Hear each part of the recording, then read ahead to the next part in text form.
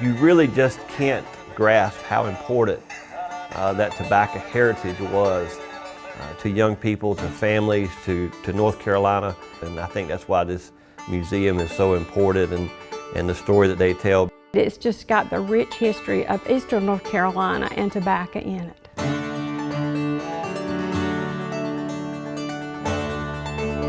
The cousin that started this museum, or had the idea for this museum, Suzanne Bailey, wanted to be sure that the way she had grown up, born in tobacco and living on a farm here in Wilson County, would be remembered.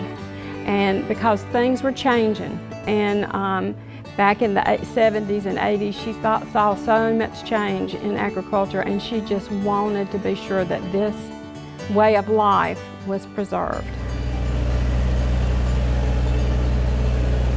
Tobacco was the cash crop. I mean, that is what the primary crop was that fed your family for the year.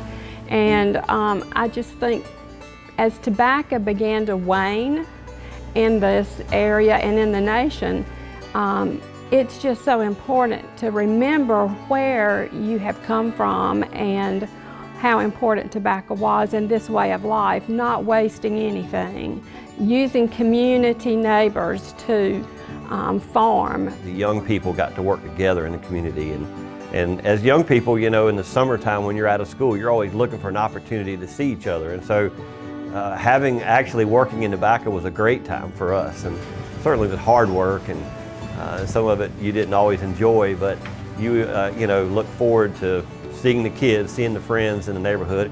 Certainly has changed over time, but for so many of us, it was the way we got to college, it was the way that we got an education. It just was woven into everything that happened in our family.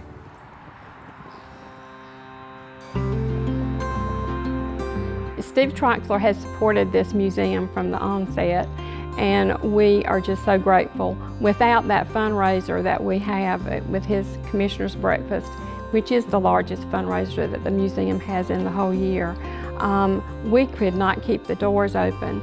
If you are coming to the Commissioner's Breakfast, you have tobacco interest in your history, and you have this museum is core interest in mine and your history. So I would just ask you to support the museum and continue this so generations to come can just see how important tobacco is and in the history of Eastern North Carolina.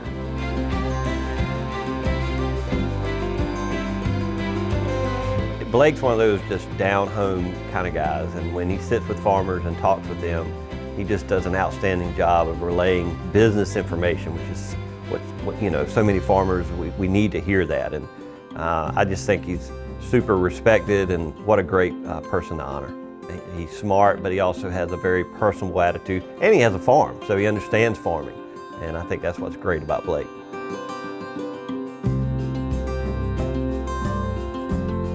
And I love the name of the award, the Innovative Farmer of the Year, because I think that is so important as our young people go back into agriculture. Is what's the niche? What's the place that's going to make us different? Yeah, this year's award, Harrison Jenkins family, great farm family, great farm in Iredell County. And when you look at their website, you just see that these are innovative farmers. And agritourism now, where so many farms are inviting people onto the farm.